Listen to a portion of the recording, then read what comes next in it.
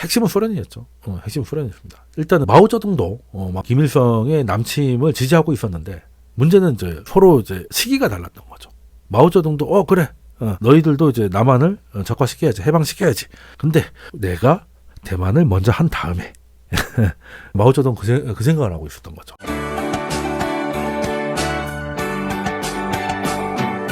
반갑습니다. 대군우 돈봉교실의 돈쌤입니다. 24년은 정치의 해라고 해도 무리가 없을 정도로 그 주요 국가들의 이제 선거가 꽤 많죠. 우리나라도 이제 총선이 있고 첫 번째 이벤트였던 이제 대만의 총통 선거가 그 결과를 내놨습니다. 뉴스를 통해서 다 아시겠지만 현재 그 정권 쥐고 있는 민진당 후보 라이징다오 후보가 정권 연장에 성공을 해서 다시금 4년의 정권 연장을 성공을 했는데요. 이거는 뭐 다들 아실 건데 좀 재미있는 게 있어서 마지막에는 허우유 국민당 후보가 조금 이제 따라붙는 여론조사 결과를 보이면서 뭐 경합이 될 수도 있다 이런 분석이 언론을 통해서 좀 많이 보이던데 결과는 좀 싱겁게 개표 초기 때부터 그냥 리드를 계속 이어갔던 게 이제 총통 선거의 결과였는데 다들 아실 거예요. 근데 대만 같은 경우는 총통 선거하고 우리로 치면 이제 총선이라고 생각할 수 있는 입법위원 선거를 같이 하는데 이 결과가 총통 선거하고 좀 다른 모습으로 나왔습니다. 일단 당선이 민진당 현재 여당이 된 거잖아요. 그러면 그 입법위원 선거 결과도 얼추 비슷하게 돼야 될 것 같은데 오히려 의석수는 줄었습니다. 민진당이 61석이었는데 10석이 줄어서 51석이 됐고요. 2위를 하고 이제 결국엔 정권 교체에 실패했던 국민당의 허우유 후보, 국민당 같은 경우는 38석이었다가 오히려 52석으로 14석을 확장을 시킵니다. 그리고 이제 민중당도 5석이었다가 8석으로 늘렸는데 이걸 어떻게 생각을 해야 될까? 일단 총통이라고 하면 아무래도 우리나라로 치면 대통령 정도가 될 건데요.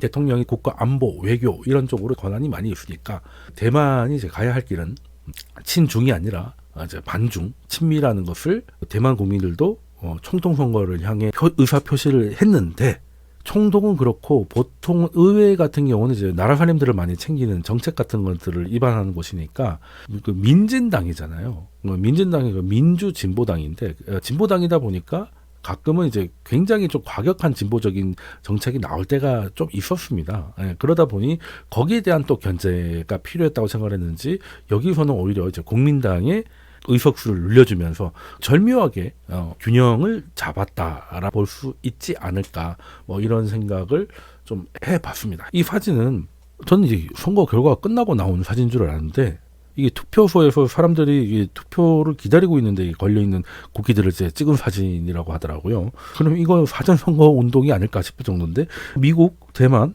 일본, 한국이면 뭐겠습니까? 아시아에서 중국을 견제하는 자유진영의 주요 국가들 나와 있는 거잖아요. 그러면 이거는 뭐 사실상 라이징도 후보를 찍어라라는 무언의 압박인가 뭐 이런 느낌도 없잖아 받았는데 결과도 뭐 그렇게 나왔습니다. 중국 같은 경우는 아무래도 친중 후보, 국민당 후보가 되는 게 좋았을 거기 때문에 우리도 이제 양당이고 제3지대가 잘 안 되듯이 대만도 마찬가지였는데 중국이 후보 단일화를 해라 라고 했는데 결국 이제 되지는 않았습니다. 후보 단일화가 됐으면 또 어떻게 됐을지 모르죠. 지금 이제 33.5대 40이기 때문에 만약에 통합을 했으면 또 국민당이 정권을 교체했을지도 모르겠다는 생각을 드는데 사실 지금 여기 보면 그 민중당이 아직 의회에서는 조금 열석도 안 되는 좀 미미한 역할이지만 저는 앞으로 이제 이쪽이 좀 키워가지 않을까. 독립과 친미 이런 노선도 중요하지만 경제적으로는 그 민진당의 좌파적인 정책에 동의하지 않는 사람들이 좀 늘어나지 않을까. 그래서 아직 의회에서는 좀 약하지만 여기서는 분명히 그 가능성을 보여주지 않았나. 그러니까 제3후보 치고는 꽤 이게 왕따 나가지 않고 받을 만큼 받았다는 게 이제 그런 해석이 가능할 것 같습니다. 그러면 우리가 대만 선거 결과를 했는데 일단 대만에 대해서는 뭐 간단하게 좀 정리를 좀 해보고 갔으면 좋겠어요. 우리가 대만이라고 하면 뭐 TSMC 뭐 이런 거밖에 생각을 안 하고 주로 이제 우리나라 경제는 중국하고 관련이 많기 때문에 중국에 관련된 이야기는 정말 많은데 대만은 잘 알지만 잘 아는 거 잘 알지 않는 뭐 약간 그런 나라인 것 같아서 간단하게 좀 정리를 좀 해갔으면 좋겠습니다. 일단 대만이라는 나라 서로 좀 대립을 하고 있지만 그 전까지는 어쨌든 뭐 중국의 역사였지 않습니까? 그러면서도 중국인들이 대만에 이주해서 중국 역사에 대만이 본격적으로 등장하기 시작한 거는 차이보다 좀 늦습니다. 거의 뭐 명나라 후기 때 정도로 봐야 되기 때문에 중국 안에서 대만이 가지고 있는 역사의 길이는 그렇게 길지가 않고요. 그리고 일단 대만은 딱 여기가 대만이니까 이 건너편하고 제일 가깝겠죠. 여기가 푸젠성 이라고 하는 복권 지방. 예전에 또 민남 지역이라고도 같이 쓰고 그래서 언어도 민남어를 쓰는 복권 지방하고 여기가 이제 하나의 그 문화적 공동체에 살았었는데 이 복권 지역 자체도 보시면 위는 다 평지잖아요. 물론 여기 이쪽은 웬만하면 다 쓸 데가 별로 없는데 쓸만한 땅들이 여기 다 집중돼요. 동북 삼성하고 이 중원 지역에 평지가 많이 있으니까 여기 중심으로 문명이 발달을 하고 중국의 역사도 여기서 출발을 했겠죠. 여기는 그 남경 우이 산맥이 있어서 이 복권 지방도 중국에 편입되는 데는 아무래도 중국 중원 지방보다 좀 늦었습니다. 한나라 말기 정도가 돼야 되고 남북조 시대 정도가 되어야 남방 개발이 일어나고 그래서 이제 중국의 남조의 이제 일원이 되거든요. 그러다 보니까 대만은 더 늦어졌던 것이죠. 그리고 이제 이 중원 지역에서도 뭐 북경 근처나 아니면 또 강남 근처나 이런 쪽으로는 문화 차이가 워낙 땅덩이도 크고 하다 보니까 차이가 있었는데 뭐 아시겠지만 북경하고 항주까지는 대운하 그러니까 평지다 보니까 이제 운하를 뚫어가지고 이제 물류로 당시는 이제 전철 이런 게 아니었기 때문에 이제 배로 뭐든지 지금도 사실 물류는 열차보다 배가 더 많은 걸 하고 있기 때문에 이제 그 운하를 통해서 뭐 중원 지역은 이제 나름대로 하나의 모습으로 통합되어 갔다면 거기서도 여기까지잖아요. 항주까지잖아요. 그 아래에 바로 우이, 남경 산맥이 복권 지방 그리고 대만까지를 좀 막고 있었기 때문에 그 문화적 차이가 좀 제법 있습니다. 여기를 좀 확대를 해보면 여기가 이제 푸젠성 그쪽인데 여기 사람이 살만한 평지가 있고 해안가에 그리고 바로 뒤에 꽤 높은 산맥이 가로막고 있습니다. 그래서 중국 본토하고는 약간 분절돼 있죠. 분절돼 있어서 차라리 바다 쪽으로 이제 많이 나가는. 여기 이제 강 중심으로 뭉쳤다면 이제 복권 지방은 이제 밖으로 나간 거죠. 그 외국 나가면 중국 뭐 중국 화상 이런 거 많이 왜 화교 들어보셨을 건데 그 사람들이 이제 복권 지방이거나 아니면 요 옆에 있는 이게 광동 지방 사람들이 대부분입니다. 중원 지역 사람이 아니었고요. 있어서 바다는 이상하게 많지. 패권 국가라고 하면 이제 바다로 나가야 되는데 중국은 특이하게 안으로 오히려 이제 통일 중원을 지배하는 자 이런 식으로 통일되는 그런 문화권이었잖아요. 그래서 위쪽은 하나로 웅축되는 그런 문화였다면 여기 해안가로 나가는 해안 문화의 그 중국에서는 거의 유일한 지역이 아니었나 그런 이제 생각을 하고 일단 대만을 조금 더 확대를 해보면. 일단 대만이라고 하면 대만 역사 관련 컨텐츠를 들어보면 늘 나오는 단어가 있고 본성인, 뭐 외성인, 뭐 이런 얘기를 들어보셨을 건데 그 성이라고 하는 게 미국은 이제 무슨 주라고 하잖아요. 중국은 이제 성이지 않습니까? 그러면 그 대만에 예전에 이제 복권 지방하고 여기가 이제 서로 이제 하나의 문화권으로 살 때 여기 넘어가가지고 많이 이주를 했단 말이에요. 이제 명나라 때부터 이제 대만이 중국 역사에 편입됐다고 말씀드렸는데 그 전에는 그 남부 지역에 한해서긴 했지만 이제 네덜란드가 여기를 지배하고 있었고 거기서 이제 사탕수수 같은 거 농사를 많이 지었어요. 당연히 노동력이 많이 필요했을 거고 그래서 이 복권 지방에 중국 사람들이 넘어오면 농사를 짓게 해주고 이게 나름 이제 권장을 많이 했다는 거예요. 이주를 권장을 많이 했다는 거죠. 물론 이제 명나라에서는 이제 해금 정책을 펼쳐가지고 바다 밖으로 못 나가게 했는데 명나라가 아시다시피 후기로 가면 청나라하고 사운드라 이제 먹고 살기가 굉장히 힘들어지지 않습니까? 국민들이 먹고 살기 힘드니까 그냥 이제 살길 찾아서 떠나가게 된 거죠. 그때 이제 넘어간 사람들이 원래부터 이 성에 있었던 사람이다. 현재 대만인들의 이제 대부분의 인구 비율 중에 이제 상당 부분을 차지하는 이제 주류라고 할 수 있는 이제 본성인이라고 할 수 있는데 이 사람들이 아까 설명드린 대로 명나라 후기 때 넘어오게 되는데 그 명나라가 청나라에 의해서 점점 밀려 내려오잖아요. 그러다가 이제 결국에 망하게 되는데 여기 그 복권 지방의 명나라 수장이 정성공이라는 사람이 있었다가 이제 끝까지 그 명나라 지키겠다 하다가 여기까지 다 점령이 되니까 결국에는 대만에 넘어와서 왕조 같은 나라를 하나 만들어서 명을 이어가겠다 했는데 뭐 그게 되겠습니까? 청나라가 이제 중국 본토로 다 접수를 했는데 뭐 게임이 안 되는 것이죠. 그래서 20년 정도 만에 결국에는 이제 그 청나라에 이제 무너지고 대만이 본격적으로 이제 중국 역사에 편입되기 시작한 것이죠. 정성공 같은 경우는 이제 중국에서는 굉장히 중요하게 여겨지는 게, 그 전까지는 뭐 네덜란드 사람도 있었고, 뭐 위쪽에서는 뭐 스페인도 잠시 지배를 했었고, 그리고 중국인하고 확연하게 다른 대만 원주민들이 여기 있었는데, 한족이 만든 왕조였던 명나라에서 어쨌든 넘어가서 국가를 만들었고, 그 국가가 이제 청나라, 그러니까 뭐 청나라도 중국의 역사니까 그 청나라로 흡수돼서 공식적으로 대만이 중국 역사에 편입되는데 한 역할을 했고, 거기에 대만에 처음으로 한족의 뭐 왕조를 만든 게 또 정성공이기 때문에 이제 나름 중국에서는 꽤 높게 쳐주고 있다고 하는 거죠. 자, 그런 역사가 있었구나라고 생각하시면 되는데, 이제부터 좀 중요해지는 게, 그러다가 이제 중국이 다 청나라가 돼 있고 대만까지 청나라에 있는 상황에서 한반도에서 청일 전쟁이 발발을 하고 일본이 승리를 하게 되죠.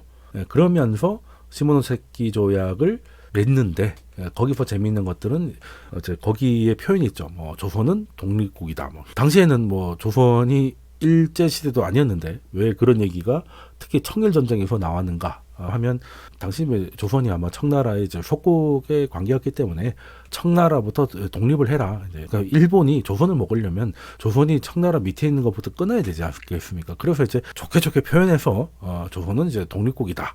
그러니까 이제 청나라는 이제 조선의 손을 떼라. 한게 시모노세키 조약이 이제 그게 있었고요. 그 때문에 이제 서대문에는 독립문이 세워진 거죠. 그 독립문이 일본에 대한 독립문 아니에요. 이완용이 돈을 많이 내가지고 지은 독립문입니다. 그 독립문은 청나라로부터 조선의 독립을 기념해서 지은 거지, 일본한테서 뭐 독립해서, 그럼 일제시대 때 그 독립문을 왜 그냥 독겠습니까? 다 부셨겠죠. 그 옆에 서대문 형무소가 있어가지고 약간 헷갈릴 수도 있는데, 이 독립문은 청나라로부터 독립을 의미한다. 요거는 뭐 상식적으로 알고 계시면 될 것 같고, 여기 약간 헷갈려요. 우리나라가 이제 일제시대 때문에 독립하면 딱 그때만 생각하셔가지고 헷갈리는 분도 있는데, 어쨌든 그런 부분이 있었고요. 그건 이제 우리나라 얘기고, 우리는 이제 본의 아니게 청나라의 속국에서 벗어났지만, 대만 같은 경우는 그때부터 아예 일본 제국의 첫 식민지가 됩니다. 1895년부터죠. 그러니까 일제 폐망이 1945년이니까 우리가 일제 시대를 한 36년 정도 겪었죠. 근데 대만 같은 경우는 한 50년 정도 겪었으니까 우리보다 조금 십몇 년 더 오랫동안 일본의 이제 지배를 받았구나. 뭐 요거는 일본 지배 받은 건 다 아실 거니까요.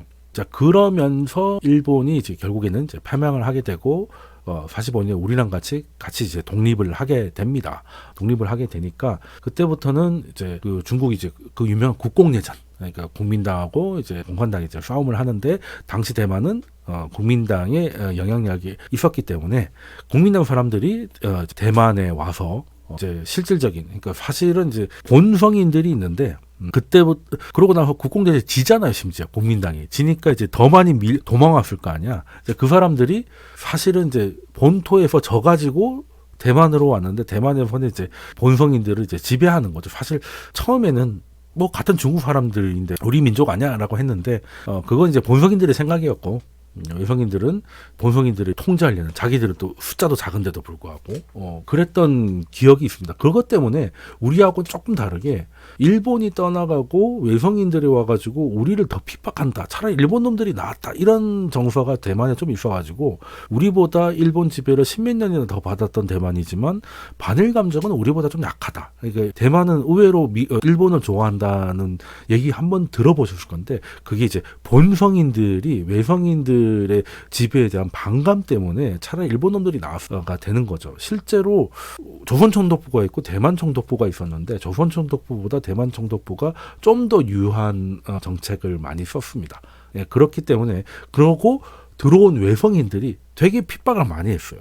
그러니까 우리보다 상대적으로 핍박을 덜 받았는데 또 다른 핍박을 받았다 보니까 반일 감정이 우리보다는 좀 약하다, 그런 배경이 있었구나 이해를 하시면 될 것 같고, 그러면서 이제 대만이라고 하면 그 예전 명나라 때부터 넘어와 있던 본성인, 명나라 때부터는 주로 이제 농사 때문에 넘어왔으니까 여기가 다 이제 이쪽이 서남 쪽이 평지니까, 지금 이제 타이난 쪽, 예전 한 거의 200년 정도를 이제 대만 수도는 여기였었거든요. 타이난 쪽으로 이제 많이 와 있고, 지금도 민진당이나 본성인의 핵심지역은 타이난입니다. 일제 시대가 열리면서 여기는 되게 멀잖아요. 여기 오키나와에서는 여기에 가까웠기 때문에, 그래서 타이베이, 지금 수도도 이제 그 타이베이죠. 여기가 발달을 하게 되고, 그리고 나중에 설명드리겠지만 그 대만을 이제 IT를 육성시켜 가지고 일본과 더불어 한국과 더불어 IT 공급망에 깊숙이 개입을 시켜서 공산화를 저지를 하는데, 그러다 보니까 TSMC도 여기 북쪽에 있어요. 신주 지역에 있죠. 신주 지역에 있습니다. 그래서 우리가 아는 거는 이제 주로 이제 타이베이하고 신주인데, 원래 이거는 이제 그 외성인들 그런 거라고 보면 되죠. 실질적으로 이제 그 출발한 건 타이난이고, 그리고 이제 제2도시, 우리로 치면 부산 같은 데도 가오슝이 또 남쪽에 있습니다. 남쪽에 있고, 그리고 제성도 타이중이 있는데, 그래서 이게 평양을 중심으로 해가지고 이제 고속철도도 여러 모형으로 이제 깔려 있습니다. 그래서 일단은 대만을 이해하려면 본성인가 외성인 간의 그 정치 대결 구도가 기본적으로 깔려 있다. 이거 좀 이해하시면 좀 좋을 것 같고요. 그리고 이제 사실은 이제 국공내전에서 장제스가 이제 패배를 하고 대만으로 도망을 왔는데, 와서는 이게 사실은 이 지도를 보시면 이 대만하고 중국 본토하고 싸운다는 게 이제 게임이 안 되는 것 같잖아요. 그러다 보니까 그때만 해도 굉장히 우리는 그래도 작은 나라에서 반반으로 나눠져 있어요. 저기는 큰 나라에서 섬 하나잖아요. 그러니까 이게 균형이 안 맞는 것이지. 그래서 이제 장제스 같은 경우는 심지어는 뭐 쫓겨왔으니까 그 사람들은 외성인이라고 하면 그 대만에 오래 살았으면 이제 그냥 대만 사람이라 하면 될 건데, 그 사람들은 정체성 자체가 대만으로 잠깐 피신 온 거예요. 그러니까 공산한테 밀려가지고 피신 와가지고 다시금 본토로 가야 된다고 생각하기 때문에 그 사람들한테는 대만인이라는 그런 정체성을 그렇게 발견하기는 쉽지 않습니다. 장제스도 마찬가지였고요. 장제스는 심지어 중국이 지금 하겠다는 그 통일을 거꾸로 대만이 본토에 들어가서 다시금 야간 통일을 하겠다, 뭐 이런 게 장제스였죠. 그리고 또 냉전이 시작되다 보니까 냉전을 핑계로 삼아서 계엄령을 선포합니다. 그래서 독재를 가는 거죠. 우리도 계엄령 뭐 이렇게 좀 겪어봤지만 대만의 계엄령은 38년을 가요.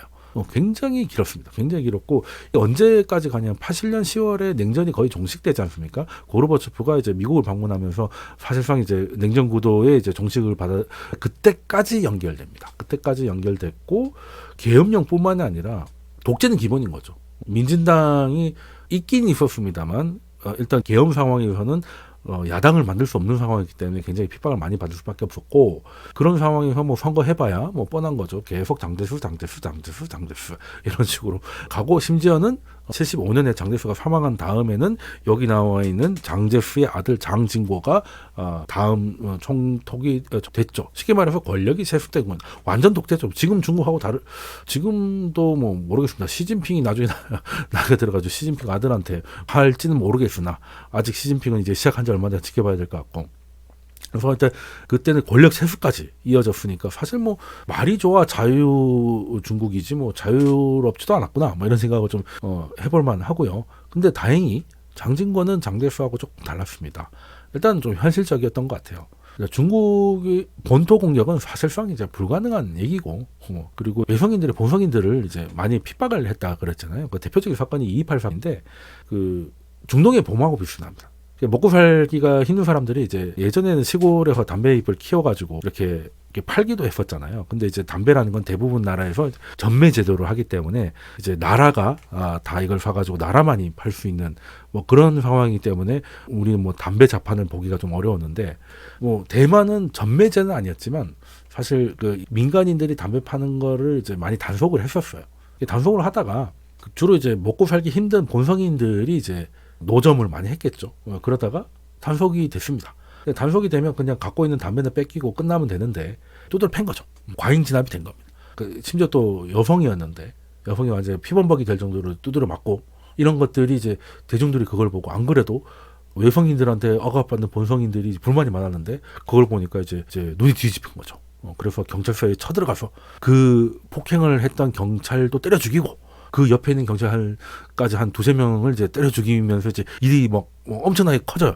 엄청나게 커지니까, 당시는 47년이어서 국공내전이 끝나기 전이거든요. 그래서 국민당이 이제 아직까지 중국 본토에서 큰 영역을 차지할 때였는데, 그래서 대만의 담당자가 이제 장제스한테 보고를 하죠. 이런 폭동이 일어났는데 지원군을 좀 보내달라. 진압을 하기 위해서 군을 보내달라고 했는데, 처음에 장제스를 거부를 하거든요. 아니 지금 우리 마오쩌둥하고 싸워야 되는데 무슨 데모 잡는데 군대를 보내라고 했는데, 이게 일이 점점 커지니까 나중에는 이게 단순 봉기가 아니라 이게 국가 전복을 꿈꾸는 것이다 라는 보고가 들어오니까 장제스가 이제 생각을 바꿔서 진압군을 보냅니다. 그래서 진압군이 오기 전까지는 뭔가 본성인들을 좀 달래려는 그런 제수처로 취하던 페이크였죠. 그러다 시간을 벌면서 계속 이제 요청을 하다가 이제 진압군이 대만에 딱 들어오는 순간부터 말 그대로 다 죽여요. 근데 어떻게 그렇게 다 죽이냐? 그러니까 본성이나 외성인이 이제 그 대결 구도니까 일단 처음에 말씀드렸던 것도 본성인들은 그 민남어를 씁니다. 그러니까 중국 사투리는 이제 우리 뭐 경상도 사투리 이런 수준이 아니라 아예 다른 언어라는 거 알고 계실 거예요.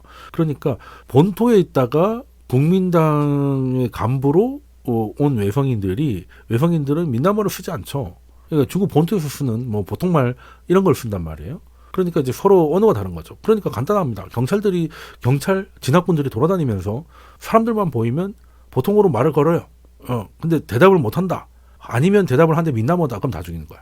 그래서 뭐 일본 사람도 조선 사람도 죽고 그래서 기록이 한 28,000명 정도 폭력 사태가 커가지고 외성인들도 죽긴 했는데 외성인들 한 800명 정도 죽었는데 본성인이 28,000명 정도 죽었으니까 이거 사실 대만 역사의 가장 큰 흑 역사거든요.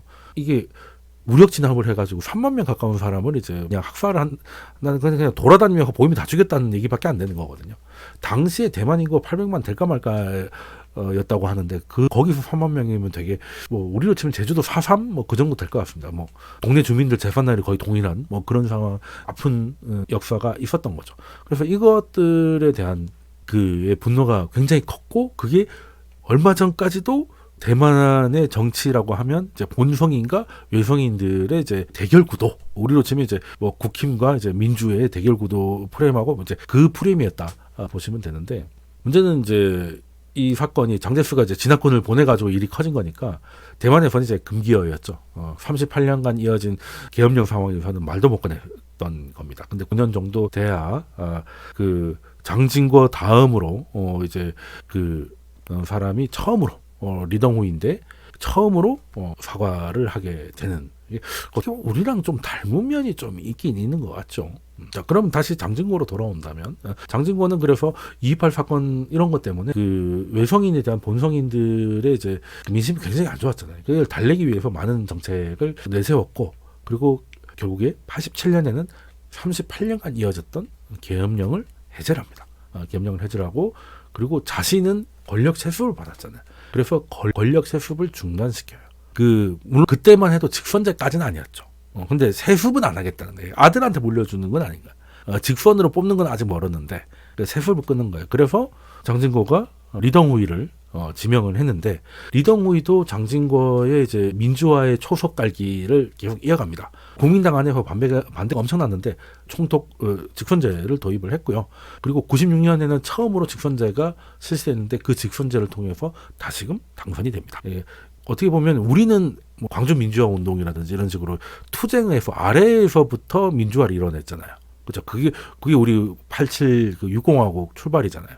근데 대만은 2.28 사건의 아픔 때문이었는지 위에서부터 혁명이 일어나서 직선제를 이뤄냅니다. 동북아시아에서 보기 드문 그런 사례라고 볼 수 있죠. 중국에 비해서 대만의 민주주의의 높이는 굉장히 높은 겁니다. 그런 걸 봤을 때. 그래서 리덩후이는 이제 계속 이제 그 개혁을 이어나가죠. 국민당이고 장제스의 국민당이었지만 본성인들의 마음을 얻는 데 성공해서 직선제 첫 총독이 96년에 들어옵니다. 물론 2000년 되면 이제 많이 들어보셨을 천수이벤 총통이 이제 민진당에서 처음으로 정권 교체가 일어난 거죠. 민진당으로. 사실 민진당은 계엄령 상태에서는 불법 정당으로서 핍박을 많이 받다가 결국에는 2000년에는 정권을 지게 되면서 민주주의에 이제 꽃을 이루게 되는 건데, 근데 천수이벤 같은 경우는 재선할 때는 굉장히 힘들게 됐고 막판에는 이제 부패 스캔들에 연루돼가지고 이제 구속까지 됐었죠. 그래서 끝이 좀 안 좋긴 했는데 어찌됐든 40년 가까운 계엄 상태에서 직선제를 통해서 무혈 권력 이동, 권력 교체까지 이뤄낸 게 대만의 민주주의의 이제 위력 아니면 이제 성과 같은 게 있었던 것이죠. 그리고 이제 장진고가 87년에 계엄령을 이제 해제를 하니까 중국도 사실 우리랑 똑같았거든요. 계엄령 상태에서는 중국 사람들은 대만 못 가고 대만 사람들은 중국 못 가는 상태가 이제 30년 넘게 이어지면서 이산 가족도 많았습니다. 이산 가족도 많아서 우리도 이제 남북 대화하면서 처음으로 한 게 이산 가족 상봉, 뭐 이 사람을 모르십니까? 뭐 하면서 TV 프로그램 그 이 사람을 모르십니까? 뭐 무형 문화재, 국제 문화재로 지정이 될 정도의 행사가 있었잖아요. 그러니까 중국도 마찬가지입니다. 중국도 이제 이산 가족 상봉을 하고요. 그리고 90년 정도 되면 중국이 이제 경제적으로 엄청나게 발전을 하게 되니까 여기서 이제 대만 사람한테도 기회를 줍니다. 이제 서로 교류를 할 수 있게 해준 거죠.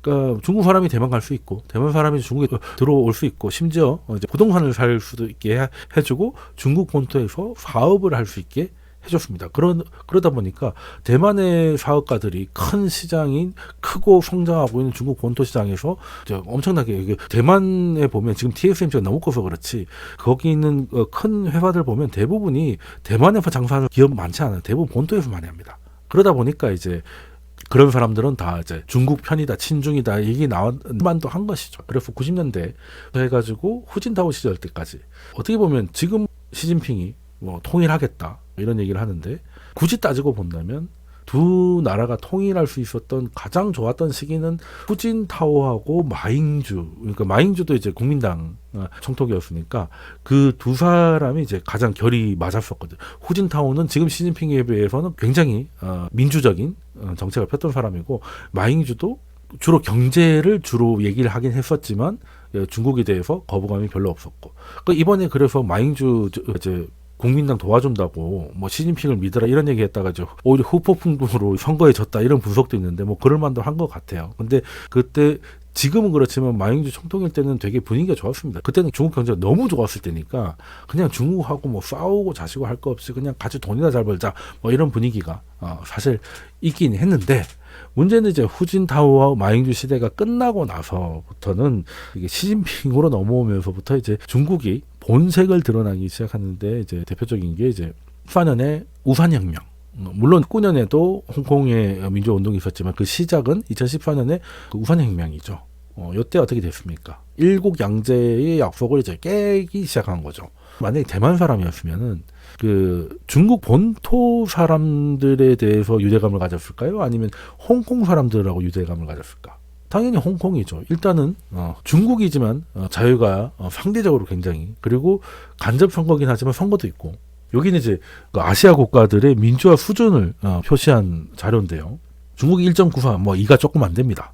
제일 낮은 데가 어딜까 했더니 뭐 볼 것도 없죠. 바로 위에 있네요. 북한입니다. 1.08. 그러니까 북한 정도가 1이라고 보시면 돼요.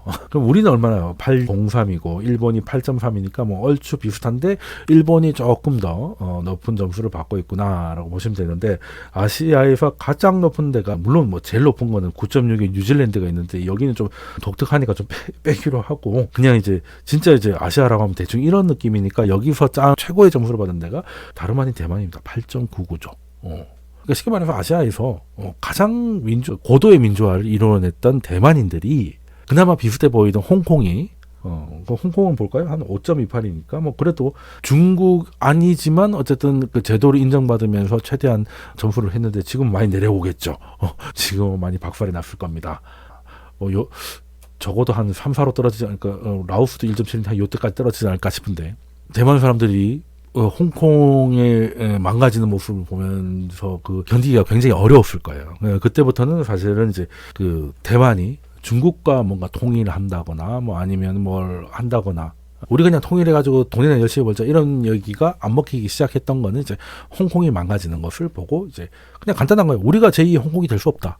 이걸로 이제 그냥 반중 후보를 찍어야 되는 건 이제 명쾌해졌다라고 볼 수가 있겠죠. 그러면 지금 대만이 그 놀라운 선택을 했냐? 그건 아니잖아요. 예상이 됐던 거 아니겠습니까? 예상이 됐던 거죠. 근데 생각보다 쉽게 이겼다는 거지. 뭐 지금 국민당이 이길 거라고 당연히 생각을 했는데 지금 민진당이 이긴 게 아니지 않습니까? 그래서 물론 지금 같은 민진당 그 여창 의원보다 좀 더 강경파라고 하는데 원래 집권하면 강경은 좀 내려놓게 돼 있어요. 그런 거를 보면 대만은 어떻게 보면 예상 가능한 변화를 선택을 했는데 진짜 중요한 거는 뭐 미국의 선택인 것이죠. 미국의 선택. 일단 저는 이제 미국과 중국의 대립 관련해서는 가장 중요한 뉴스 중에 하나로 이 사진을 꼽는데요. 2015년에 그러니까 2014년에 홍콩의 민주화 요구를 시진핑이 박살을 냈죠. 그 다음에 거기서 멈추지 않았습니다. 그 정도 했으면 국제 여론도 살피고 조금 눈치를 봐야 될 것 같은데 시진핑 그런 거 없었죠. 샹마이로 가면서 1년 후였던 2015년에 미국 존 케리를 만나가지고 덕담하면서 무슨 얘기를 했냐면 태평양은 두 나라가 영립할 수 있을 정도로 충분히 넓다라고 했습니다. 이 말은 태평양이 누구 겁니까? 미국 거잖아요. 미국이거나 아니면 미국하고 동맹국이 영향을 끼치고 있는 게 태평양이지 않습니까? 그렇잖아요. 일본, 필리핀, 대만 이렇게 해가지고 다 무역 수송로, 원유 수송로를 다 미국이 장악하고 있는데 여기에 두 나라가 들어갈 정도로 넓다는 것은 아시아 쪽은 자기가 먹겠다는 거잖아요. 그러니까 차라리 빈 땅을 발견했는데 나눠 먹자가 아니라 이미 미국이 들어가 있는 곳인데 두 나라가 들어간다는 거는 이제 적어도 우리 앞바다에서 패권은 내가 가져가겠다라고 사실상 이제 도전을 한 것이고 미국이 바보가 아니죠. 이 얘기를 듣고 이제 드디어 이것들이 정신줄을 놓으셨구나. 그냥 키워줬더니 이제 똑같이 놀려고 하는구나. 그래서 그때부터 민주당이 됐건 공화당이 됐건 중국에 대한 견제는 초당적인 결론이 나옵니다. 그러니까 둘이 그렇게 싸우더라도 대중국 규제에 관련해서는 늘 만장일치가 나옵니다. 그럴 수밖에 없죠.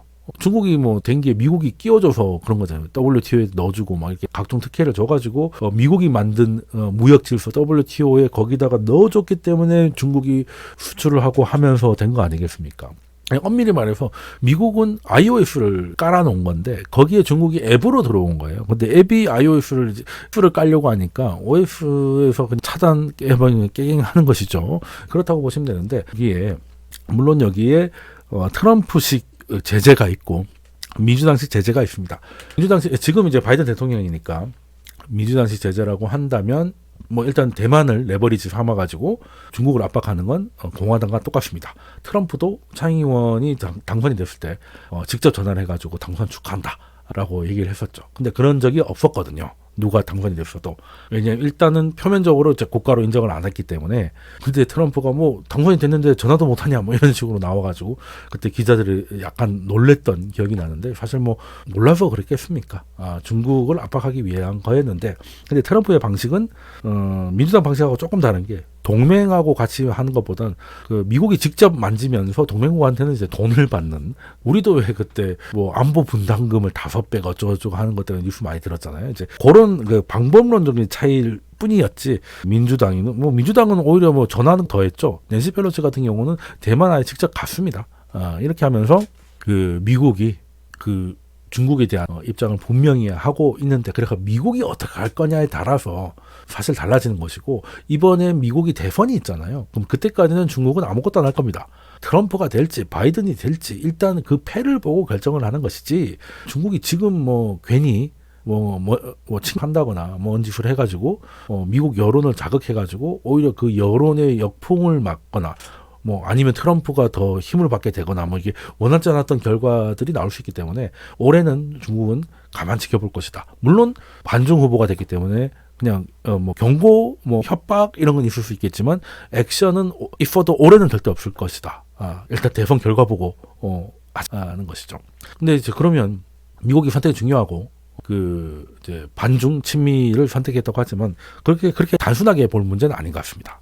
일단 미국을 손을 잡아야 되지만 미국을 봤을 때도 대만의 입장에서는 참 복잡할 수밖에 없거든요.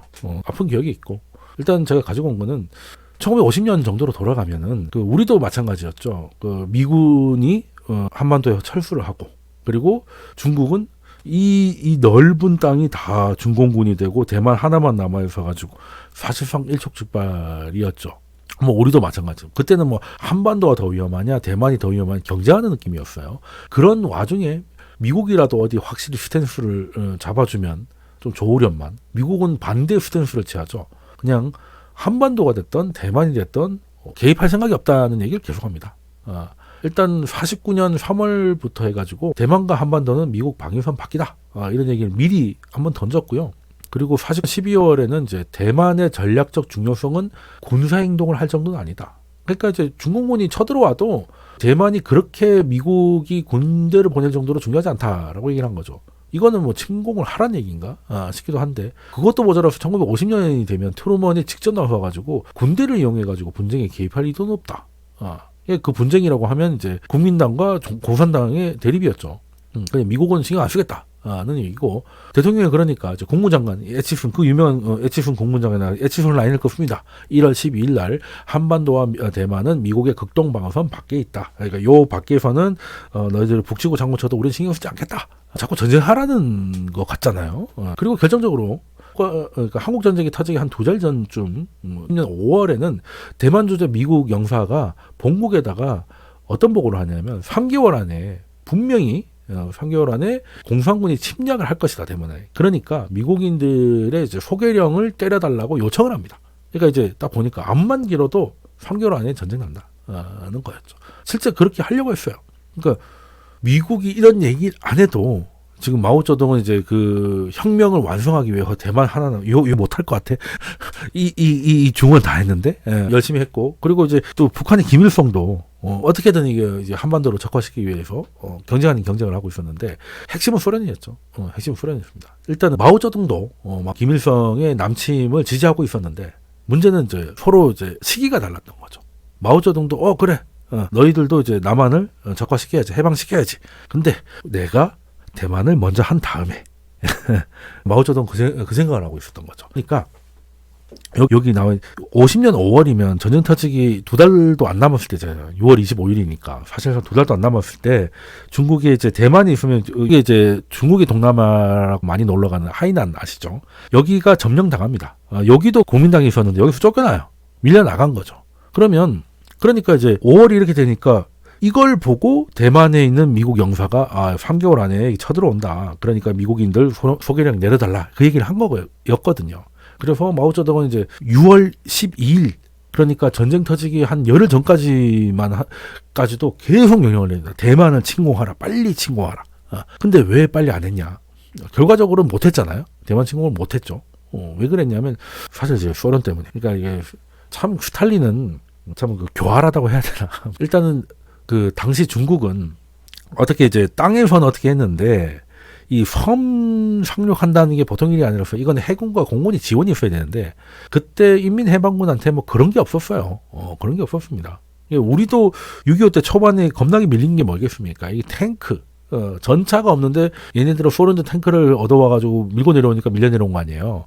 밀려 내려갈 때 한국군 장교가 쓴 일기에는 끝에는 같은 말이 적혀 있었던 게 기억이 납니다. 우리도 탱크가 있었다면. 그게 얼마나 한이 맺혔겠습니까? 그러니까 굉장히 중요했다는 거예요. 그때 해공군의 전력을 갖고 있는 거는 소련밖에 없었거든요. 그러니까 마오쩌둥도 김일성도 굉장히 구체적으로 스탈린한테 요청을 합니다. 언제까지 몇 대를 보내달라. 굉장히 구체적으로. 그렇게 하면 이거 가지고 전쟁을 이렇게 하겠다 저렇게 하겠다 했는데, 김일성도 머리가 좋은 거야. 김일성의 눈치하고 스탈린의 교활함이 딱 맞물린 거예요. 그러니까 소련 입장에서는 지금 이제 대만이 자기들 표현대로 해방되는 게 중요하겠습니까? 한반도 전체가 해방되는 게 중요하겠습니까? 소련 입장에서는 한반도가 급하죠. 일단은 대만은 소련에서 갈 방법도 없어요. 한참 떨어져 있고 별로 중요하지도 않습니다. 근데 북한은 러시아가 연결돼 있고, 그리고 그런 북한이 한반도 전체를 해방시킨다면은 러시아가 꿈에도 그리던 부동항을 막말로 부산항을 같이 쓰게 되지 말란 법 없지 않습니까? 그러면 같은 값이면 마오쩌둥보다는 김일성을 도와주는 게 차라리 나은 거죠. 마오쩌둥을 도와줘가지고 중국 이 큰 대륙이 공산화에 성공해가지고 완전체가 되고, 그래서 그 완전한 상태로 유인에 가입해가지고 입지를 키우고 하면 공산국가의 짱은 소련 중심으로 돼야 되는데, 중국의 입자가 커지면 소련의 입자가 줄어들잖아요. 그 스탈린은 같은 공산당이었지만 그게 싫었던 거지. 그러니까 준다고 해놓고는 계속 차일피일 미룹니다. 그러니까 이제 마오쩌둥 애가 따라 죽는 거죠. 이거 빨리 와야지 칠 텐데, 이거 왜 준다고 하고 또 준다고 해서 기다리면 안 오고 또 전화 안 받고 이런 상황이 계속되는 거예요. 요거를 본 김일성이 마오쩌둥 말대로 대만을 먼저 해방시킨 다음에 중국하고 다시 힘을 합쳐가지고 한반도를 해방시킨다. 그건 말이 안 된다는 거예요. 왜? 미국이 지금은 에치스 라인이 어쩌고저쩌고 하면서 그냥 손 안 댈 것처럼 얘기하지만, 대만도 적화됐는데 남한까지 적화되는 걸 미국이 그냥 두고 볼 리가 없다는 걸 잘 알고 있었던 거예요. 그러니까 소련한테 최대한 빨리 받아가지고 좀 부족하더라도 먼저 선방을 날려서 우리가 먼저 해야 된다는 거죠. 그래야 두 번째 할 때는 미국이 굉장히 호전적으로 나왔기 때문에 아예 못할 수도 있다. 그 생각을 했는데 요거 뭐 적중을 했죠. 그래서 6월 25일 날 남침이 시작됐는데 그 남침이 마오쩌둥을 그냥 외신 보도로 알았다고 하잖아요. 어떻게 보면 이제 김일성한테 뒤통수 맞은 것이죠. 그래서 원래 중국하고 북한하고 원래 사이가 좀 안 좋습니다. 원래 그랬잖아요. 뭐 지금 하다가 김정은도 그 얘기하잖아요. 일본은 뭐 100년의 원수면 중국은 1000년의 원수다. 뭐 한 것도 이제 사실 이런 경쟁 관계가 없잖아 있었고 그러다 보니까 전쟁이 여기서 땅 터지고 나니까 미국이 김일성은 그래도 두 번은 용납 안 하고 하나는 용납할 줄 알았는데 미국이 갑자기 돌변하는 거죠. 하나도 용납할 수 없다. 그래서 갑자기 아무것도 안 할 것 같이 그러던 미국이 필리핀에 있던 칠함대를 대만 쪽으로 보내버립니다. 그러니까 사실상 미국의 항공모함이 없어도 지금 해공군 전력이 없어가지고 대만을 얻지 못하던 그런 중국이 대만 공격은 사실상 완전 나가리가 돼버린 것이죠. 그래서 이제 흔히 이제 한국 전쟁이라고 하면 일본이 굉장히 경제적 이익을 많이 봤다. 그래서 이제 경제 발전의 토대를 마련했다. 이런 얘기는 잘 알고 계시잖아요. 그것도 맞는 얘기인데 대만은 나라가 없어질 뻔하다가 한국 전쟁 때문에 산 겁니다.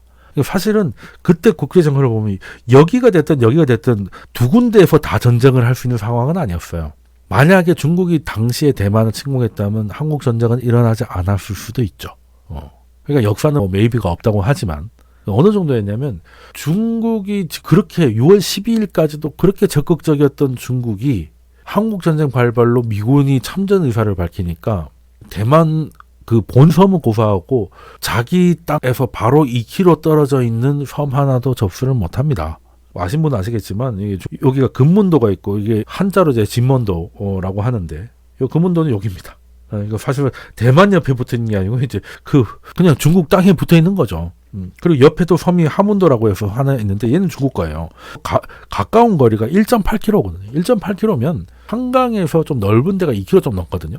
그 한강 다리 정도의 다리를 하나 넣으면 서로 왔다 갔다 할 수 있는 거리 가까운 섬인데 그거 하나를 점령 못했어요. 꼭 뭐 미군이 함대로 와서 도와줘서 그런 게 아니라 그때 국민당이 패배라고 도망을 가니까 여기서 모여가지고 넘어가고 있었는데 여기를 통해서 넘어갈 걸 알았으니까 인민군이 먼저 가서 이 금문도를 어떻게든 접수를 하면 이렇게 나가기가 쉽지 않잖아요. 그러니까 그 국민당을 소탕할 수 있겠다라고 해가지고 금문도에 보냈는데 이상하게 중국 애들은 배만 타면 병신이 되는 것 같아. 그냥 아마 국민당이 중국 공산당하고 싸운 전투 중에서 가장 큰 승리를 거둔 게 이때로 기억을 합니다. 그러니까 마지막 도망갈 때 도망을 못 가게 하는 거를 크게 얘기해가지고 도망가는데 성공을 해요. 그리고 이 섬도 심지어 금문도도 아직도 대만입니다. 이 누가 봐도 이건 중국 땅 같잖아요. 여기 또 하나 더 있어요. 금문도에도. 근데 금문도에서는 이제 몇 번의 교전이 있었기 때문에 좀 더 유명한 것이죠. 49년에 이제 넘어가면서 그때부터 이제 대만하고 중국이 치고받고 있는 상황이 되는데 해결이 계속 안 되고 이게 54년에 한국전쟁이 54년에 휴전이 되고 그때 이승만 대통령이 대만에 방문을 합니다. 우리랑 좀 비슷하잖아. 그래서 공산당을 이제 박멸하자 뭐 이런 것도 하고 했었어요. 그러고 나서 그때 한국은 이제 한미 상호 방위 조약을 이제 맺었죠. 그래서 대만은 내심 그게 좀 부러웠던 거지. 근데 54년에 한국전쟁이 끝나고 1년 후에 금문도에서 이제 포격전이 일어납니다. 포격전이 일어나고 이거를 가지고 이게 미국도 이런 거죠. 중국이 진짜 대만을 포기를 못하는구나 라고 해서 1년 있다가 55년에 미국과 대만이 상호 방위 조약을 체결하기에 이릅니다. 뭐 그러고 나서도 3년 8년에 양측에서 60만 발을 쏘는 그런 포격전이 있었는데 뭐 본격적인 전쟁을 한 건 아니고요. 그냥 계속 쏘기만 하다가 흐지부지 됐습니다. 나중에는 답이 없으니까 그러니까 월화수는 이제 중공군이 쏘고 화수목은 대만이 쏘고 뭐 이런 식으로 끝낼 수도 없지 뭐 이렇게 하다가 그냥 미국이 중국하고 이제 수교를 시작하면서 심화이 됐던 그런 게 있는데 그러니까 대만 본토 침략을 고사하고 자기 집 앞에 있는 문 앞에 있는 이 섬조차도 제대로 접수를 못했던 게 중국의 현실이다. 그리고 중국의 삼국지 이런 거 다 읽어보면 아시겠지만 다 땅 위에서 싸웁니다. 바다에서 뭐 하는 게 없어요.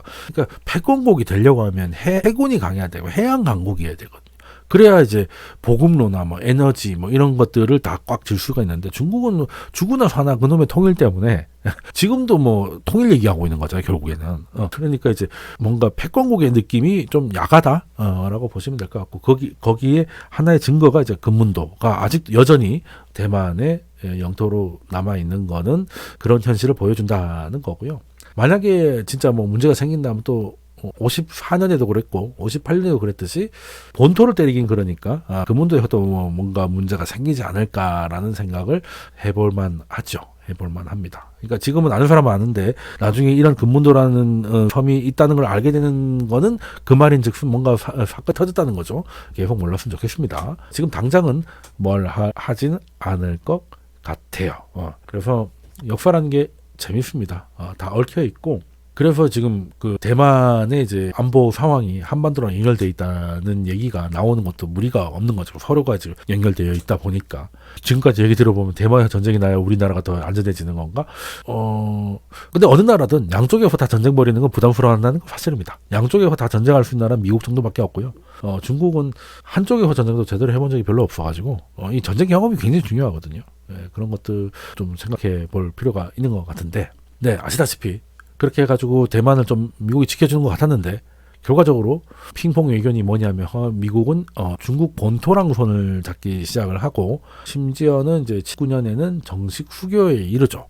뭐 수교까지 하는 건 좋은데 대만의 관계를 정리하는 걸 요구하다 보니까 유엔에서도 중국을 대표하는 중국은 이제 중국 본토로 되면서 대만과 관계를 끊는 일들이 많아졌죠. 그때 사실 대만은 미국한테 좀 배신을 당했다고 봐도 그렇게 어렵지 않을 것 같은데요. 근데 그렇다고 완전히 넣은 건 아닙니다. 19년에 그 중국하고 수교를 하지만 대만과는 좀 독특하게 갑니다. 그러니까 정식 외교 라인을 할 수 없잖아. 그러면 이제 중국이 수교를 안 할 거니까. 그래서 정식 외교가 아니라 그러니까 외교라고 하면 우리도 외교부가 있고 뭐 이렇게 외교에 관련된 그런 시스템이 있을 거 아니에요. 거기서는 대만을 빼는데 대만 관계법이라고 해가지고 대만과의 외교 관계를 이어가기 위해서 특별한 법을 똑같이 통과를 시켜요. 여기 협의를 하고 있는 겁니다. 대만 관계법이 똑같이 그러면 이거는 이 법의 골자는 뭐냐? 공식적으로 비공식 수교를 이어간다는 거예요. 그러니까 이제 정식으로 못한다 이거죠. 유엔이라든가 이런 거를 통해 가지고는 이제 중국이 대표니까 거기 할 수 없다. 그렇지만 비공식적으로 미국과의 관계를 이어가는 걸 공식화하겠다 것이고 핵심은 어떠한 경우라도 무력으로 인해서 대만의 현재 상태를 바꾸는 걸 반대한다. 한마디로 이제 중국이 침략해서 통일하는 거 반대한다 이 말이죠. 그를 위해서 무기를 판매하는 것도 허용한다 라고 돼 있어요. 그래서 지금도 미국이 만약에 중국과 대만에 문제가 생겼을 때 개입할 수 있는 법적 근거가 바로 대만 관계법. 이런 그 관계법을 따로 미국이 따로 만들어서 하고 있는 나라는 대만밖에 없어요. 그러니까 굉장히 좀 희한한 경우죠. 그러니까 단톡방에는 어떻게든 못 들어오지만 단톡방을 볼 수 있는 계정하고 연결시켜주는 뭐 이런 느낌이라고 해야 되나? 뭐 그렇게 이해를 하시면 될 것 같은데 그리고 이제 그 외에도 미국은 대만을 완전 놓지는 않습니다. 그때 또 좀 지나면 미국하고 일본이 반도체로 이제 싸움을 하잖아요. 그래서 일본 반도체가 너무 독주하는 걸 막기 위해서 관세를 때리고 하다 보니까 그 일본에 있었던 반도체 기술이 한국과 대만으로 넘어오기 시작하면서 그게 또 일본하고 또 협력을 하게 되죠. 그렇게 돼서 미국에다가 공급을 하는 그 IT 중심의 경제 발전을 한국도 그때 뭐 삼성전자도 이제 반도체를 시작하게 되고 그리고 이제 대만 하면 뭐 지금도 TSMC가 중요하지만 예전에 뭐 미국 나사 우주항공선이나 이런 거는 대만 부품 없으면 못 만든다 이런 말이 있었을 정도로 IT 중심으로 경제 개발을 그 경제가 미국의 공급망에 깊숙이 개입해서 공산화되는 거를 막아왔던 게 미국의 입장입니다. 그러니까 어떻게 보면 교묘하게 절묘하게 이제 묘한 관계를 중국의 원칙에 빛나지 않는 선에서 언제든 중국 견제를 위해 대만을 놓지 않는 미국의 전략을 느낄 수가 있는 거죠. 그러면 미국의 선택이라고 하면 이번에 미국의 대선이 될 건데요. 일단 시진핑은 잠깐 휴전을 선언했습니다. 아까 15년에 제가 그 시진핑이 태평양은 이제 양나라가 있을 만큼 넓다고 해가지고 도전을 했다고 했는데 그 표현을 2000년 11월 샌프란시스코에 가가지고 표현을 바꿉니다. 지구는 두 나라가 있을 정도로 넓다. 말장난이냐 할 수 있는데 요거는 다른 거예요. 태평양은 해양이잖아요. 그러니까 해양을 지배한다는 거는 이제 패권을 얘기하는 거거든요. 근데 여기서 지구에서는 두 나라가 있을 수 있다. 두 나라가 있기에 충분히 넓다. 이 말은 뭐냐면 다원주의를 얘기하는 거예요. 다원주의. 그러니까 태평양을 반으로 나누자는 거는 패권을 나누자는 뜻이었고, 지금 지구가 두 나라가 들어갈 정도 넓다는 거는 미국식 국가도 있고 중국의 독재도 하나의 정치 체제로 인정을 해달라. 이게 푸틴이 얘기하고 시진핑이 얘기하는 게 다원주의예요. 어떻게 미국이 개발한 삼권 분립의 민주주의가 모든 나라가 해야 되고 그게 아닌 나라는 후진국으로 보는 건 받아들일 수 없다. 우리 나름대로의 민주주의가 있고 우리 나름대로의 정치체제가 있으니까 그걸 인정을 해달라. 그게 다원주의거든요. 그 얘기를 한 거예요. 이게 말해서 지금 당장 그 태평양의 패권이라든지 즉 대만을 얘기하는 거잖아요. 이제 거기에 도전하지 않겠으니 다원주의를 인정해서 내가 지금 독재를 이어가는 거에 대해서 반대를 하지 말아달라. 그러니까 쉽게 하나 주고 맞는 거죠. 지금 대만 치는 거 부담스러우시면 지금은 안 하겠습니다. 하지만 통일은 할 것이고, 그러니까 내가 공격을 안 한다고 했지 통일을 안 하겠다는 건 아닙니다. 그런데 지금 당장은 아니고, 그리고 그 대신에 우리의 체제를 인정해달라. 사실 미국은 인정을 해줬습니다. 시진핑의 그 도발이 왜 미국을 더 열받게 했냐면, 보시라이나 이런 애들이 어떻게 보면 이제 시진핑이 연임을 할 때 강력한 라이벌이 될 수 있었던 사람들이 이제 보시라이도 있었고 몇 명 있었는데 다 날아갔잖아요. 그 핵심 정보를 미국이 시진핑한테 준 거. 그래서 내가 잠재적인 적을 제거해줬는데 고마워하지 못하고 그 패권국이 돼가지고 태평양을 반절 나누자고 하니까 미국이 빡친 건데, 이제 시진핑이 그냥 중국의 시스템을 이제 인정을 해주면 지금은 이제 위협적인 행동을 하지 않겠다. 근데 또 아쉬운 사람이 찾아가야 되잖아요. 그래서 시진핑 원래 해외 잘 안 나갑니다. 근데 샌프란시스코까지 날아가가지고 이렇게 표현을 바꾼 거죠. 이거는 그 당장 액션을 하지 않겠다. 물론 그 당장이라는 게 재선 때까지만인지는 잘 모르겠어요. 그건 뭐 제가 시진핑 머리에 들어간 건 아니니까 알 수는 없는데, 지금 당장은 친구는 안 하겠지만 그렇다고 통일을 포기하는 건 절대 아니다. 그러니까 이걸 인정해라. 이제 문제는 이제 미국이 이 양반이 계속 될지 이 양반이 될지 알 수 없는 거잖아요. 일단 바이든 같은 경우는, 민주당 같은 경우는 낸시 펠로시도 대만에 갔던 것처럼 대만을 계속 지원하고 대만의 현 상황 유지에 힘쓰겠다고 미리 다 얘기를 했는데, 트럼프는 이제 그런 질문에서 아니 왜 패를 미리 까냐, 내가 대만을 지원할지 아니면 중국을 지원할지 이거는 그때 봐가면서 최대한 받을 수 있는 건 땡겨야지. 그 트럼프가 그런 표현이에요. 바보들이나 거저준다라고 했어요. 물론 거기에 안보 분담금을 받겠다는 뉘앙스도 좀 깔려 있지만, 대만한테 너희들 지켜줄 테니까 돈이나 내나 이런 걸 할 수 있다는 여지도 있지만, 그것도 그 상황에 가서 미리 패를 까면 미국이라는 나라가 굉장히 중요한 역할을 하고 있는데 거기서 미리 패를 까놓으면 좋을 거 하나도 없다. 거기서 협상의 레버리지를 하자는 게 이제 트럼프예요. 그러니까 바이든이 재선되면 여기선 큰 변화가 없을 것 같고, 트럼프가 재선이 되면 얘기는 조금 달라질 수 있다는 거죠. 일단은 대만이 좀 곤혹스러울 수도 있겠다. 지켜주되 돈 내놔라 될 수 있으니까. 뭐 꼭 그렇게 하겠다는 건 아니지만, 그래서 일부러 약간 오바마 했던 전략적 모수, 난 그때 가서 하겠다는 게 지금 트럼프의 입장입니다. 그래서 대만은 일단 바이든이 재선되는 게 여러모로 마음이 편하지 않을까, 뭐 그런 생각을 좀 하고 있습니다. 뭐 물론 중국에서는 이제 트럼프로 부담스럽다고 분석하는 경우도 있고, 차라리 트럼프가 낫다는 분석도 있는 건데, 근데 그건 중국의 생각인 것이고, 일단 미국의 선택을 연말에 봐야 되겠죠. 자, 그러면 일단은 중요한 거는 미국의 선택이니까 좀 지켜봐야 되겠지만, 그리고 지금 당장은 그 라이칭더가 당선이 됐다고 해서 뭐 경고, 협박, 조심해라 뭐 이런 거 이상의 구체적인 액션이 나올 가능성은 좀 낮다고 보지만, 잠재적인 위험은 뭐가 있겠는가 하면요, 일단 그 우리가 인플레이션 때문에 고생을 많이 했던 게 70년대지 않습니까? 근데 우리가 코로나 때도 느꼈던 게, 금융위기 이후로 돈을 많이 풀었는데 그게 코로나 이후로 이제 코로나 때 돈 더 많이 풀리고 재정정책과 공급망 충격이 갖춰면서 인플레이션이 팡 터진 거잖아요. 중앙은행이 저금리를 한다고 해서 바로 인플레를 가는 게 아니라 재정정책으로 뭔가 불씨를 지펴야 되는 거잖아요. 이번에 코로나 때는 제로금리, 양적 완화 다 했지만 결정적으로 재정정책이 인플레이션을 자극한 거잖아요. 그러면 재정정책 끝판왕이 뭐겠느냐. 뭐 댐 건설, 공항 건설 다 좋은데 끝판왕은 전쟁이죠. 전쟁입니다. 그래서 예전에 지금까지의 미국 GDP 대비 국방비 지출 비율을 보면은 계속 내려가고 있거든요. 그냥 뭐 이때부터 인플레가 막 올라가다 73년에 이제 1차 오일 쇼크 때문에 팡 터지지 않습니까? 근데 그게 군부를 뗐던 게 요때 이미 높아 있었는데 재차 높아진 이거 뭐겠습니까? 왜 미국의 국방비가 갑자기 내려가다 갑자기 올라갔겠어요? 베트남 전쟁이죠.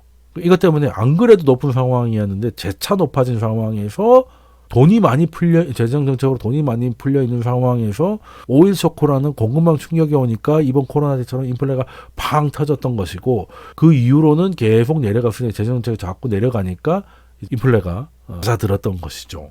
그래서 지금은 역대 가장 낮습니다. 지금 미국이 뭐 중동이나 이런데 자꾸 군대박을 하면서 국방비가 이제 줄어들고 있었고 그 사이에 화폐 유통 속도 있잖아요. 그러니까 돈을 뭐 예를 들어 양적 완화로 100억 달러 찍었다고 쳐요. 근데 그게 특정 은행의 지준으로 가만히 있으면 그게 인플레 자극하겠습니까? 그게 아니라 계속 대출이 나가고 그 대출을 위해서 돈을 돌리잖아요. 그래서 이제 돈의 회전이 빨라지면 1억이 100번 돌면 100억이잖아. 그런 식으로 화폐 유통 속도를 봐야 되는데 화폐 유통 속도는 최근에는 계속 내려오고 있었다가 코로나 이후로 이제 인플레이션이 오면서 지금 고개를 약간 들고 있거든요. 물론 수준이 예전에 비해 낮은 건 맞는데 이게 계속 그러니까 90몇 년도부터 계속 내려오기만 하다가 지금 의미 있는 반등을 한 거잖아요. 이 상황에서 미국과 중국이 대만을 위주로 한 그 약간 예전에 냉전 때처럼 곡간털기 그러니까 국방비를 많이 쓰는 그런 걸 하게 되면 요게 올라가고 얘가 올라가면 인플레가 좀 자극될 수도 있다. 근데 지금 당장 미국이 뭐 대만 문제든 무슨 뭐 우크라이나 때문에 국방비를 지금 늘리고 있지는 않거든요. 돈을 많이 쓴 건 맞는데 국방비가 여기에 드러날 정도로 의미 있게 올라가지는 않았거든요. 근데 이게 만약 올라간다면 앞으로 이제 지정학적 위험이 커지고 해서 이게 올라가고 금리가 높다 보니까 금리가 낮으니까 돈이 안 도는 거였거든요. 우리도 왜 금리가 1%일 때는 뭐 어디 대충 뭐 한 몇천만 원이 있어서 그냥 내비두는 경우도 좀 있잖아요. 어디 뭐 이자 받을 데도 없으니까 주식할 거 아니면. 근데 뭐 몇 프로 이자 준다고 하면 저기다 넣으면 이자가 얼마가 되네 하고 돈을 좀 이렇게 움직이게 되지 않습니까? 금리가 높아지니까 금리가 높아진다는 건 노는 돈이 아깝다는 거예요. 돈을 굴리는 비용이 비싸니까 그냥 놀면 안 되는 것이지. 그래서 이게 올라가고 있고 이 두 개가 만나면 뭐 물론 70년대처럼 하이퍼 인플레까지 이런 것까지 미국이 베트남 전쟁처럼 7년 동안 뭐 돈 뿌리고 이런 건 아닐 거기 때문에 그 정도는 아니겠지만 그 인플레이션이 지금 내려오고 있잖아요. 내려오는데 하방 경직성, 그러니까 내려오는 속도가 좀 느려지면서 점점 안 내려오는 수준이 연준 목표보다 좀 높을 수 있는 그런 위험은 있을 수가 있겠다. 요거는 이제 지금 당장 이렇게 된다는 건 아니고 요걸 한번 지켜보자는 얘기인 거예요. 그래서 결론적으로 정리를 쭉 굉장히 길게 많은 말씀을 드린 것 같은데 대만은 어떻게 보면 규현적인 선택을 좀 한 것 같고 근데 정작 중요한 것은 미국의 선택에 따라서 달리기 때문에 그 미국이 선택이 결정이 나는 올해 말까지는 미국이든 중국이든 뭐 이렇다 할 뚜렷한 액션을 하지 않을 것이다. 근데 만약에 그 액션이 뭔가 본격적인 대립으로 가게 된다면 이거는 인플레 요소가 될 수 있겠다. 말씀을 좀 드리고 싶고요. 앞으로 어떻게 될지 이런 것들 이게 또 역사 얘기하고 하다 보면 이게 본연이 좀 길어져요. 그래서 보시는데 좀 힘들 수가 있는데 최대한 좀 빨리 한다고 빨리 했는데 어떻게 좀 도움이 되셨는지 모르겠습니다. 도움이 되셨다면은 제 채널 구독해 주시고 좋아요까지 눌러주시면 많은 힘이 될 것 같고 또 이런 이야기 좋아하시는 분들 많으시잖아요. 이런 분들은 또 제가 운영하고 있는 제 채널을 보시고 거기 오픈 채팅방에 들어와셔가지고 편하게 토론도 하고 아니면 그냥 토론하는 거 구경하셔도 좋으니까 이런저런 정보 받아가시면 굉장히 도움이 될 것 같습니다. 그럼 다음 주에는 좀 더 또 재밌는 이야기 준비하기 위해서 또 한 주 열심히 노력할 거고요. 그럼 다음 주에 뵙겠습니다. 그럼 이번 주 대구는 돈봉교실은 여기까지 하겠습니다. 감사합니다.